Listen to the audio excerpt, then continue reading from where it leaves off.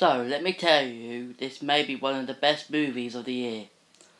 And this is a great year for movies, with the exception of a certain few, like the City Emoji movies coming out later and Resident Evil. Also, Patrick Stewart lent his voice to that Emoji movie, I don't know what he was thinking.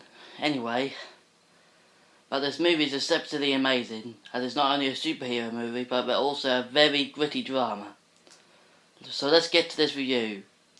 Warning, spoilers. So the main plot of the film is that all the mutants have died and only a remaining few are left. Wolverine is one of the last, along with a Caliban, who was brilliantly played by Stephen Merchant. If you don't know who he is, he's a British comedian, and only British knew him, so yeah. I didn't know who was in this. He played drama pretty well and might get some more roles in the future, if he's good of an actor. So Logan has been gathering medicine by being a limo Hummer driver. Never heard that before.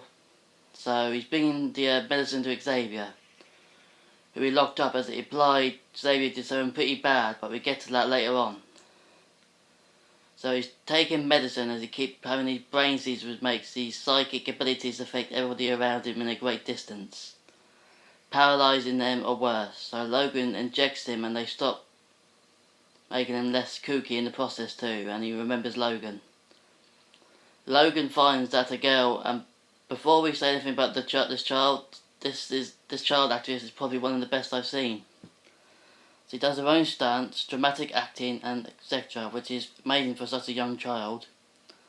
Logan finds out that she hits the ride after her carer was murdered. So this is where the villains are up, and they're sort of okay, but they're a collected group who are mercenaries called the Reavers, who work for an organisation which I kind of forgot, but it's evil. They're led by a man called Pierce, who basically is just a jackass-style villain who's been in the wars as he has a robotic arm. So he kidnaps Caliban, but beats Logan to the floor and tells his men to find Laura, in this case X-23. Now this is where the real violence starts. Yeah, but it was in the intro with Logan, but this is where it gets really intense.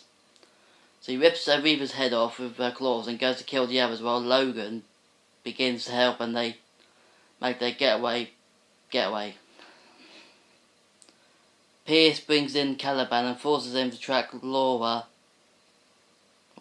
Xavier and Logan. They make it to the casino and seek shelter for the day and finds that Eden, that Xavier mentioned, is in the comic book about the X-Men and claims he has lost the plot. Later Pierce and his men arrive to capture Laura, but they spook Xavier, sending him to another seizure, causing his abilities to act up and making everyone in the building slow and weak. They escape and hear on the radio that the incident is similar to something that happened last year in Westchester, where the expansion is located, but Logan turns it off, hinting that Xavier has done something bad. So we'll get to that later. Pierce brings in his boss and the other villain of this movie, who later says that his father worked on Logan in the Weapon X program and uses somewhat noisy tactics to get Caliban to find Logan and the others. The group help a family out and invite them to dinner. Xavier agrees while Logan is reluctant to do so as they're being chased.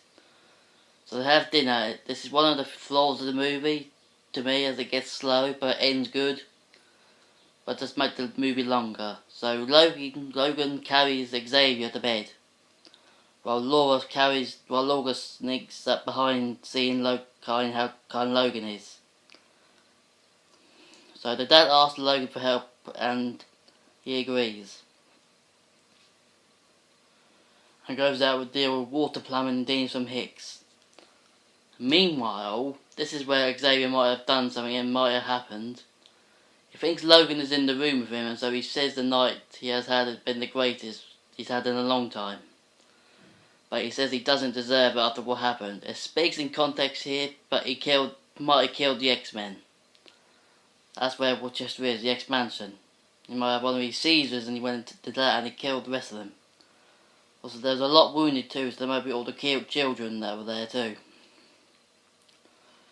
But Xavier turns around to find that Logan, but a clone of him who stabs him in the chest. Not hard, as that's on the right side, but it was on the other side, so yeah. So this clone butchers the entire family in the Hicks that were counted earlier, so here's the first major death. Xavier dies after getting killed by X-24. Not a great death, but it goes with the role that Patrick Stewart had as Xavier, so R.I.P. to this Xavier, R.I.P. Patrick. And Caliban also dies too, helping Laura and Logan, so yeah. So they get away, but Logan's health is beginning to deteriorate, so Laura takes him to the doctor, where he refuses further treatment and passes out again on the main road, and Laura starts driving, which shows this girl's acting ability a lot. He wakes up to find that Laura has found her friends on the X-23 program all alive, somehow, and living in the wild, which I found odd, but oh well. They fix up Logan to better health somewhat and give him a medicine that brings back his powers, temporarily. They also have a funny scene here, but we'll talk about that later. He wakes up to find the kids are going to the border to Canada, but he spots that the Reavers are closing on behind them. So Logan takes out most of the Reavers in a great action scene along with Laura, but the medicine wore off, making them weaker than before. He confronts Pierce and Dr. Rice, who explains there isn't natural mutants anymore, but this is quickly stopped when Logan suits him. And kind of a shitty way for a villain to die, but Pierce seems to be the main villain of the film anyway, so yeah. And his death is kind of better, which we'll get to. So Pierce unleashes X-24 on Logan, who is getting his ass kicked, while the kids deal with the rest of the Reavers. So this is how Pierce dies, by getting his muscles disjointed, wrapped in grass and electrocuted. So yeah, great way to die as a villain, and it lives to the jackass he was. So here comes a big moment of the film. Logan is still getting the shit beat out of him by his clone, and X-24 impales Logan onto a tree branch, but before he does any more damage, Laura shoots him in the head with the adamantium bullet that Logan intended to use as a way out. So as Logan lays dying, he says to Laura that he loves her and tells her to go to Canada, and he dies. I didn't cry, but Hugh Jackman has been a phenomenal Wolverine, so rest in peace to a legendary character. And what I like when Laura buried him and said peace, she changed the cross to the X reference in the X-Men comics he read. So this had a few flaws, but it was an amazing film with an amazing story. So the setting seems to take place in the future of the X-Men universe, or maybe a somewhat alternative universe. I am really unsure about that, and they haven't confirmed it yet, so yeah. Also how like it's sort of a western, and there's a clue there might be as Laurie and Xavier were watching old cowboy movies in the hotel room. It also has a lot of western elements, like the last ride referring to Logan and Suit House. So the setting is quite unique, quite impressed.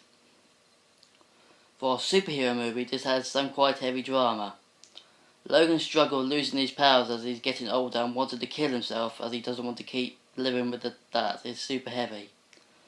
There's also a side plot with Xavier possibly killing the X-Men if he seizes, and I think his own madness has forgotten and he remembered as soon as he's killed, so I think he was glad to release that, but as he died.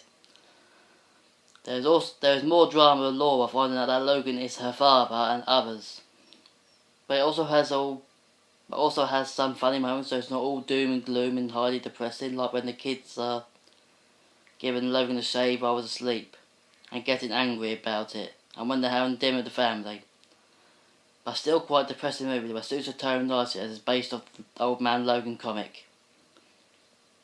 So this was a brutal and violent movie.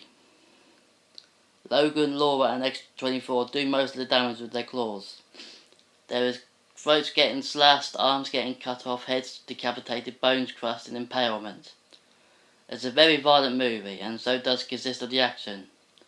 The scenes I liked and most violent is where X-24 with both his claws cuts off the head of the head hicker who's talking shit to him.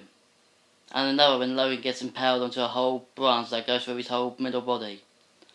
So yeah, it's incredibly violent, so don't take the kids, well you can if they like this stuff, as I did, and my sister who isn't 15 yet, and she enjoyed it, so Do what you want, but remember it's a bloodthirsty film.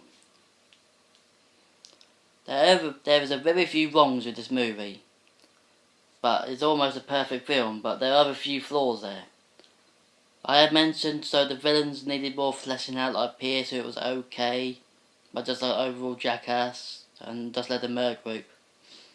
The other villain, Dr. Rice, we didn't know anything about, apart from him working on the kids and his father was working on Logan, and he dies, so I missed an opportunity there. The other is a rant where it tried to make the film longer and it gets slow, as I mentioned. So not much bad to say about it. They did a better job this time than what they did with the Wolverine and Origins, which were terrible. The Wolverine was okay, mildly, but it was still meh, but Origins was dastardly terrible. So should you go see this movie? Yes, support it as we can get more cool and better directed R-rated movies like this, and superhero movies in the future. Fox would listen, but Disney won't as usual. You know what Disney are like.